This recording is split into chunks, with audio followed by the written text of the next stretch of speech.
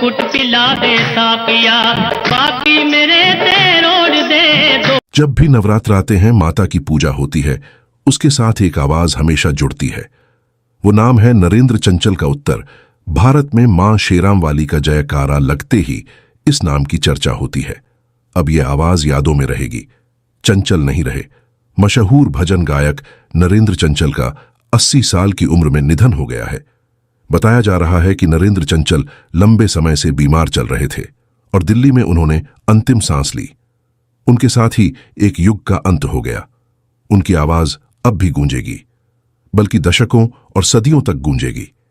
लेकिन वह शख्स अब हमारे बीच नहीं है, जिसे जगरातों का हीरा कहा जाता है। नमस्कार दोस्तों, स्वागत है आप सभी का आपके अपने favourite YouTube channel unreal cut scenes में। इस वीडियो के अंत में हम यह भी जानेंगे कि नरेंद्र चंचल की मृत्यु के बाद इनके सबसे चाहते पुत्र को ही क्यों जेल में डाल दिया गया। वो आवाज बिल्कुल अलग है, उसमें एक अलग तीखापन है। ऐसे ही पिछले कुछ दशकों में उस आवाज ने अपनी पहचान नहीं बनाई है, लेकिन ऐसा लगता है जैसे मां शेराम वाली तक पहुंचने का जरिया है। चाहे चलो बुलावा आया है, माता ने बुलाया है हो, या फिर चलो बुलावा आया है, ओ जंगल के राजा मेरी मैया को लेके आजा।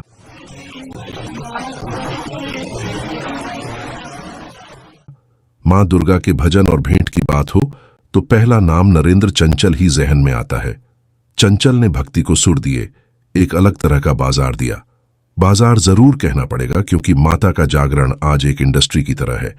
इसे उत्तर भारत में जगराता कहते हैं। जगराता मतलब रात भर जगना। देर शाम शुरू होकर मां की भेंट पूरी रात गाई जाती है। ये चंचल से पहले भी होता था, लेकिन नरेंद्र चंचल ने उसे एक अलग पहचान और ग्लैमर दिया। हालत यह है कि तमाम जागरण में इनमें नरेंद्र चंचल के सस्ते किस्म के क्लोन दिखते हैं। चंचल जैसी आवाज में मां को याद करने की और लोगों को जगाए रखने की कोशिश में ये लोग लगे रहते हैं।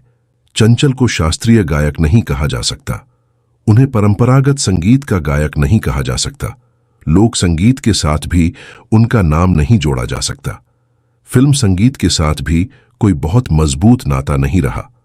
उनका नाता ऐसे संगीत से है जिसे उन्होंने घर और मोहल्ले से उठाकर इंडस्ट्री बना दिया।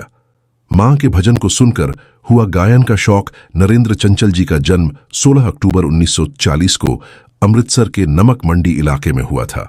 उनके पिता चेतराम खरबंदा एक बड़े व्यापारी थे और माता कैलाशपति एक गृहिणी थीं। नरेंद्र 8 भाई बहनों में से एक थे। भारत पाकिस्तान के बंटवारे के दौरान हुए दंगों में उनके पिता का व्यापार बर्बाद हो गया, जिसके बाद परिवार को काफी संघर्ष करना पड़ा। नरेंद्र चंचल की आवाज बचपन से ही सुरीली थी और वे अपनी मां के साथ मंदिर जाकर भजन गाया करते थे। उनकी मां कैलाशपति का स्वर भी बहुत मधुर था और वे अक्सर आसपास के जगरातों और कीर्तनों में गाने जाया करती थीं।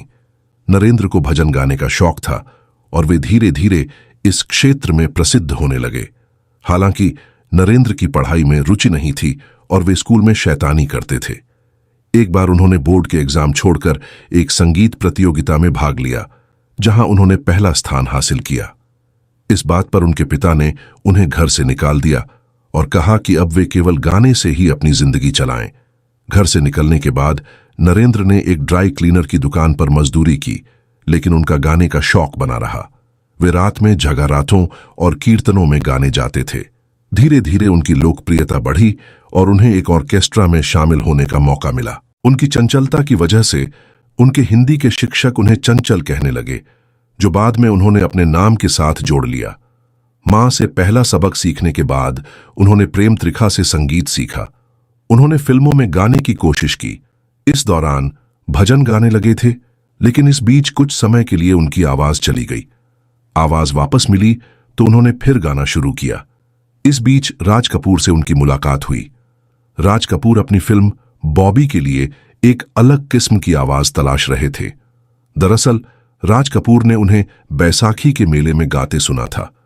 वहीं तय कर लिया कि बॉबी में गवाएंगे। 1973 में उन्हें फिल्म बॉबी के लिए गाया, बेशक मंदिर मस्जिद तोड़ो।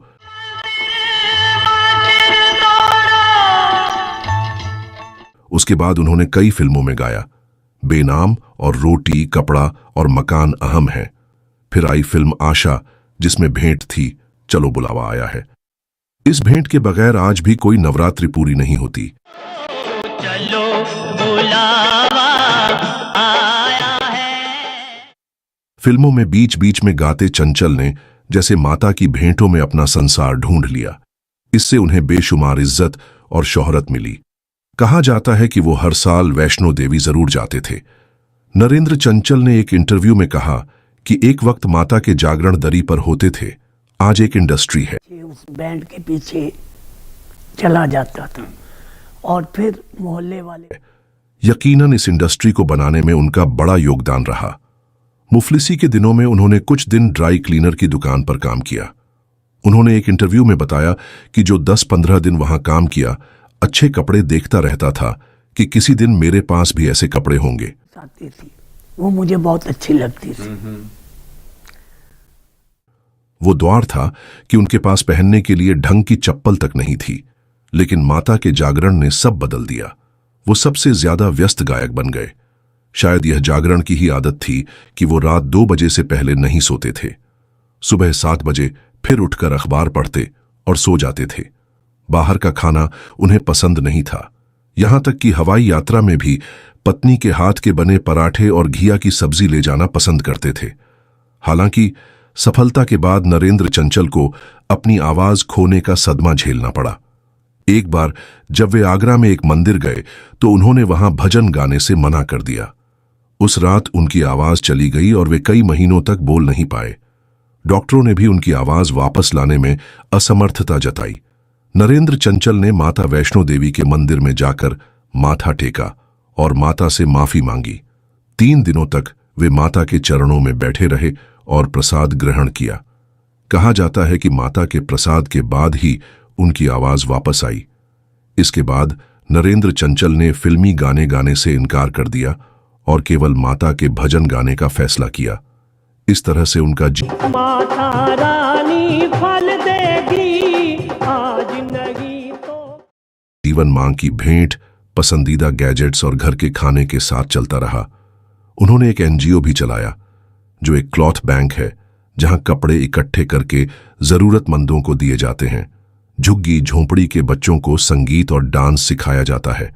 उनकी किताब है जिसका नाम है मिडनाइट सिंगर। वाकई उनकी जिंदगी रात की गायकी से जुड़ी है, जो उनकी भाषा में दरी से शुरू हुई थी, फिर स्टेज पर पहुंची और आज इंडस्ट्री है। कुल मिलाकर चंचल ने जगराता को इतना कुछ दिया कि वह हमेशा याद आएंगे। नरेंद्र चंचल जी ने अपने जीवन के आखिरी पल तक माता रानी के भजन गाए। मुझे बुलाया शेरावालिए। हर साल 29 दिसंबर को वे माता वैष्णो देवी के धाम जाते थे और वहां बड़े जागरण का आयोजन करते थे। लेकिन 2020 में कोरोना महामारी के कारण वे इस परंपरा को नहीं निभा पाए। इसके बाद उनकी तबीयत बिगड़ने लगी और उन्हें अस्पताल में भर्ती कराया गया। 22 जनवरी 2020 को उनकी मृत्यु हो गई। उनके निधन के बाद उनके परिवार और भक्तों को गहरा सदमा लगा। नरेंद्र चंचल जी के निधन के बाद उनके पुत्र बॉबी ने डॉक्टरों पर लापरवाही का आरोप लगाया। उनका कहना था कि डॉक्टरों ने उनके पिता का सही इलाज नहीं किया, जिसके कारण उनकी मृत्यु हुई। इस मामले में बॉबी को जेल भी जाना पड़ा, लेकिन बाद में उन्हें रिहाई मिल गई। ये पूरा घटनाक्रम नरेंद्र चंचल के परिवार के लिए बहुत दर्दनाक था। नरेंद्र चंचल जी ने कई ऐसे भजन गाए जो आज भी लोगों की जुबान पर हैं। उनके कुछ मशहूर भजन हैं। तूने मुझे बुलाया शेरावालिए, तूने मुझे बुलाया शेरावालिए। ये भजन बॉलीवुड फिल्म जय माता दी में फिल्माया गया था और ये बहुत लोकप्रिय हुआ। बोलो जय माता दी। ये भजन फिल्म आशा में गाया गया था और आज भी माता के भक्त इसे गाते हैं। मैया मैं तेरे दरबार में आया, ये भजन भी बहुत प्रसिद्ध है और इसे आज भी जागरण में गाया जाता है। तेरे दर पे जोगी सन्यासी आए हैं। माता रानी फल देगी आज नहीं तो कल देगी। यह भजन माता के भक्तों के बीच बहुत लोकप्रिय है। माता रानी फल देगी आज नहीं तो। नरेंद्र चंचल जी की जिंदगी से हमें यह सीख मिलती है कि अगर इंसान अपने लक्ष्य के प्रति ईमानदार और मेहनती है तो वह किसी भी मुकाम को हासिल कर सकता है। उन्होंने अपनी आवाज के दम पर न सिर्फ अपने सपनों को पूरा किया, बल्कि लाखों लोगों के दिलों में माता रानी के प्रति भक्ति की अलख जगाए। उनकी जिंदगी की कहानी हमें यह भी सिखाती है कि सफलता के साथ साथ विनम्रता और ईश्वर के प्रति समर्पण भी जरूरी है। नरेंद्र चंचल जी की आवाज और उनके गाए हुए भजन हमेशा हमारे बीच रहेंगे। उन्होंने माता रानी के भक्तों के दिलों में एक ऐसी जगह बनाई जो कभी नहीं भरेगी। उनकी जिंदगी की कहानी हमें यह सिखाती है कि अगर इंसान अपने लक्ष्य के प्रति ईमानदार है और ईश्वर पर विश्वास रखता है तो वह किसी भी मुश्किल को पार कर सकता है। तो दोस्तों, यह थी नरेंद्र चंचल जी की प्रेरणादायक कहानी, जिन्होंने अपनी मधुर आवाज और माता रानी के प्रति अटूट भक्ति से करोड़ों लोगों के दिलों में अपनी जगह बनाई। अगर आपको यह वीडियो पसंद आया हो तो इसे लाइक करें, शेयर करें और हमारे चैनल को सब्सक्राइब जरूर करें। ऐसी ही और प्रेरणादायक कहानियों के लिए बने रहिए हमारे साथ। अगर आपके मन में कोई सवाल या सुझाव है तो कमेंट बॉक्स में जरूर बताएं। हम आपकी राय का इंतजार करेंगे। माता रानी आप सभी पर अपनी कृपा बनाए रखें और आपकी सभी मनोकामनाएं पूरी करें। जय माता दी, जय हिंद, जय भारत। हमें फिर मिलेंगे एक नई कहानी के साथ। तब तक के लिए नमस्कार।